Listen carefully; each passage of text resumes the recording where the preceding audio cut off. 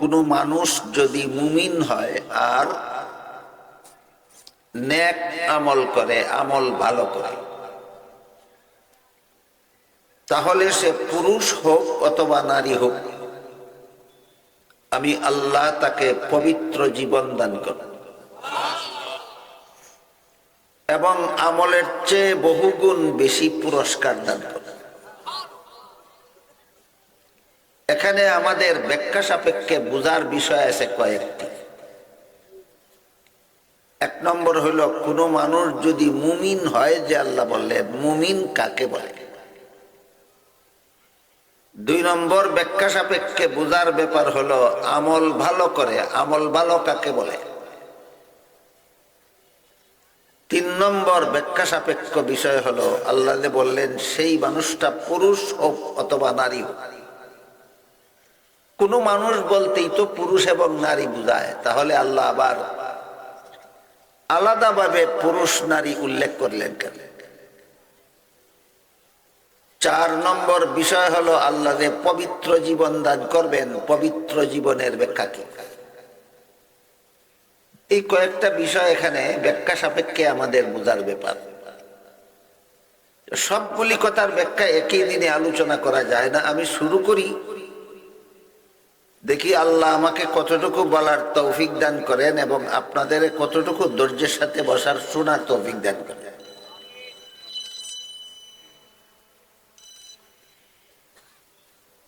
প্রথম কথা হলো, আল্লাহ যে বললেন কোন মানুষ যদি মুমিন হয়, মুমিন কাকে বলে? ঈমান একটা গুণের নাম। এই গুণটা যার মধ্যে তাকেই কোরআনের ভাষায় মুমিন বলা হয়। ঈমান একটা গুণের নাম। এই গুণটা যার মধ্যে তাকেই মুমিন বলা হয়। তাই মুমিন চিনতে হলে আগে বুঝতে হবে ঈমান কাকে বলে। যার মধ্যে ঈমান আছে সেই মুমিন। আর ঈমান কাকে বলে, এই প্রশ্নের কিছু জবাব আছে লম্বা, কিছু জবাব আছে মাঝারি, কিছু জবাব আছে অতি সংক্ষিপ্ত। আপনাদের বুঝার সুবিধার জন্য এবং অল্প সময়ে বুঝাবার জন্য আমি অতি সংক্ষিপ্ত সংজ্ঞাটা বলি, ঈমান কাকে বলে। আল্লাহ তার পবিত্র কোরআনে যত কথা বলেছেন সবগুলি সঠিক বলেছেন, এতটুকু কথা বিশ্বাস করার নাম ঈমান। আল্লাহ কোরআনে যা কিছু বলেছেন সঠিক বলেছেন বলে বিশ্বাস করার নাম। যারা বিশ্বাস করে তারাই মুমিন।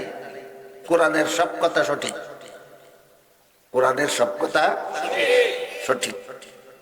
যারা বিশ্বাস করে তারাই মুমিন। কিন্তু আমাদের বর্তমান সমাজে অনেক মানুষ এমন আছে যারা নিজেকে মুমিন মনে করে, মুসলমান বলে দাবি করে, কিন্তু কোরআনের অনেক কথাকেই সঠিক মনে করে না, মনে করে কথাগুলি সঠিক নয়।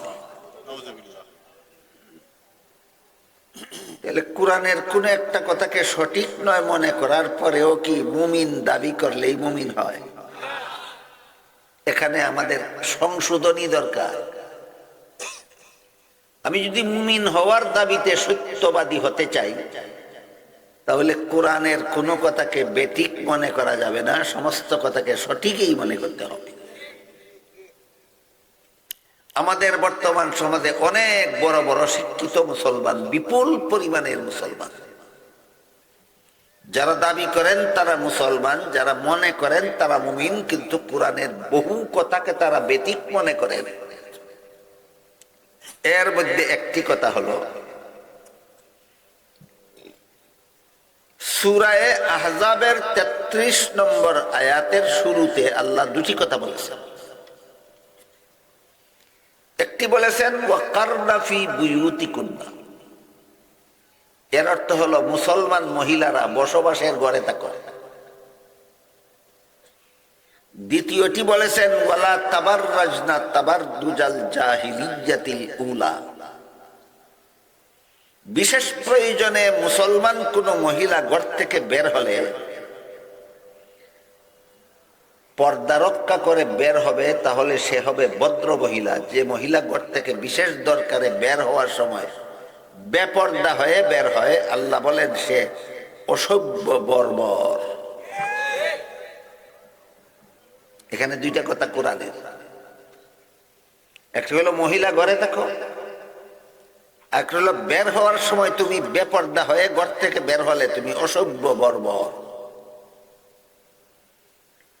এখানে প্রথম কথার উপর অনেক নামদারি মুসলমানের আপত্তি আছে। আজকাল সমাজে বড় বড় শিক্ষিত এমন মুসলমান আছেন যারা বলেন পুরুষ পথে ঘাটে হাটে মাঠে শহরে বন্দরে যেখানে সেখানে বিচরণ করে, মহিলারা বসবাসের ঘরে বসে থাকবে কেন? বলুন তো, এমন প্রশ্ন কারো আছে কিনা? কম মানুষের না অনেক মানুষের। এই প্রশ্ন যাদের অন্তরে বাসা বেঁধেছে তারা কি সত্যই কোরআনের এই আয়াতকে সঠিক মনে করে? তাহলে আবারও ঠিক হোক, ঈমান কাকে বলে? সংশোধন হোক, ঈমান কাকে বলে? কোরআনের কোন কথাকে বেঠিক মনে করার নাম ঈমান, না সব কথাকে সঠিক বিশ্বাস করার নাম? তুমি তো এখানে এসে বেঠিক মনে করলা, তোমার ঈমান রইল কোথায়? বাকি রইল আল্লাহ কোন কারণে মহিলাদের বসবাসের ঘরে থাকতে বললেন, কারণটা কি? আপনারা কি মনে করেন ও কারণেই? আল্লাহ কোন বিধিনিষেধ অকারণেই আরোপ করেন না। আল্লাহর প্রতিটি বিধিনিষেধের পিছনে অসংখ্য অগণিত চূড়ান্ত যুক্তিসম্মত কারণ বিদ্যমান থাকে। আমরা একটু বোঝার চেষ্টা করি আল্লাহ কোন কারণে মহিলাদের বসবাসের ঘরে থাকতে বলে। আল্লাহ সৃষ্টিগতভাবেই সংসার জীবনে মহিলাদেরকে 5টা দায়িত্ব দিয়ে সৃষ্টি করেছেন। সংসার জীবনে মহিলাদের দায়িত্ব 5টা, যার একটা দায়িত্ব কোনো পুরুষে পালন করার ক্ষমতাই রাখে না। পুরুষের সাধ্য নাই মহিলাদের 5 দায়িত্বের কোনো একটা দায়িত্ব পালন করে। এর প্রথমটা হলো প্রতি মাসে মাসে মাসিক ঋতুস্রাবের ঝামেলা সহ্য করা। প্রতি মাসের 1/4 সময় একজন প্রাপ্তবয়স্ক মহিলা এক ধরনের একটা রোগে আক্রান্ত থাকে, এটাকে মাসিক ঋতুস্রাব বলা হয়। এই ডিউটিটা আল্লাহ একতরফা ভাবে মহিলাদেরকে দিয়েছে। 2 নম্বরে প্রতিটি সন্তান গর্ভে ধারণ করার দায়িত্ব আল্লাহর পক্ষ থেকে একতরফা ভাবে মহিলাদেরকে দেওয়া হয়েছে। 3 নম্বরে প্রতিটি সন্তানের প্রসব কষ্ট সহ্য করার দায়িত্ব একচেটিয়া ভাবে মহিলাদেরকে দেওয়া হয়েছে। 4 নম্বরে প্রতিটি সন্তানকে স্তনের দুধ পান করাবার দায়িত্ব কার? মহিলাদের। 5 নম্বরে সন্তান নিজে নিজে চলাফেরা করার যোগ্য হওয়ার পূর্ব পর্যন্ত সন্তানের লালন পালনের দায়িত্ব মহিলার। কটা হইল? এবার বলুন, মাসিক ঋতুস্রাব চলাকালে সারাদিন অফিসের চেয়ারে বসে থাকা সুবিধা না বসবাসের ঘর সুবিধা? সন্তান গর্ভে নিয়ে খেতে খামারে মাঠে ঘাটে পুরুষের কাঁধে কাঁধ মিলিয়ে কাজকর্ম করা সুবিধা না বসবাসের ঘর সুবিধা?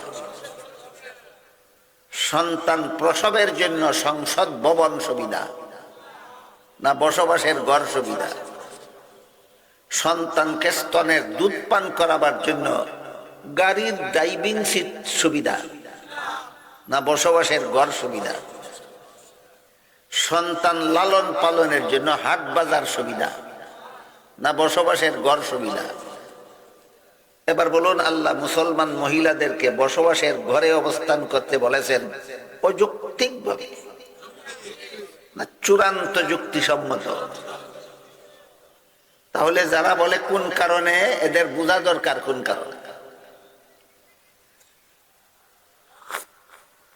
এই হলো মহিলাদের 5 দায়িত্ব সংসার জীবনে। পুরুষের দায়িত্ব মাত্র একটা, উপার্জনের শ্রম খাটবা তুমি। হাল চাষ করতে হলে পুরুষ করবে, চাকুরি করতে হলে পুরুষ করবে, ব্যবসা বাণিজ্য করতে হলে পুরুষ করবে।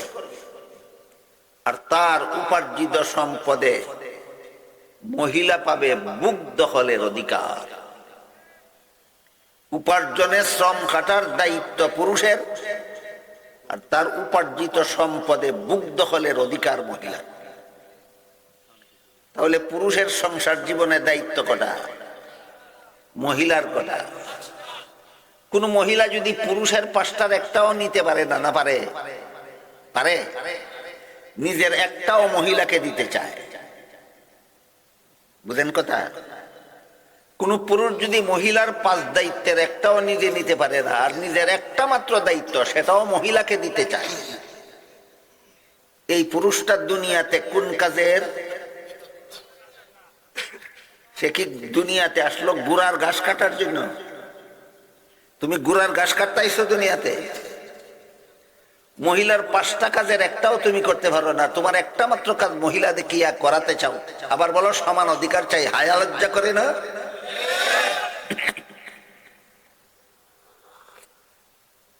গেল সূরা আহজাবের 33 নম্বর আয়াতের শুরুতে যে আল্লাহ একটা কথা বললেন, মহিলারা বসবাসের ঘরে থাকো। এটা বেঠিক না সঠিক?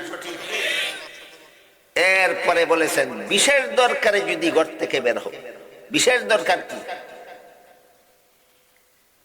শরীয়তের বিধান মতো মহিলাদের ঘর থেকে বের হওয়ার জন্য বিশেষ দরকার আছে 3টা। কটা? এই 3 দরকারে ইসলামের বিধানে মহিলা ঘর থেকে বের হতে পারে।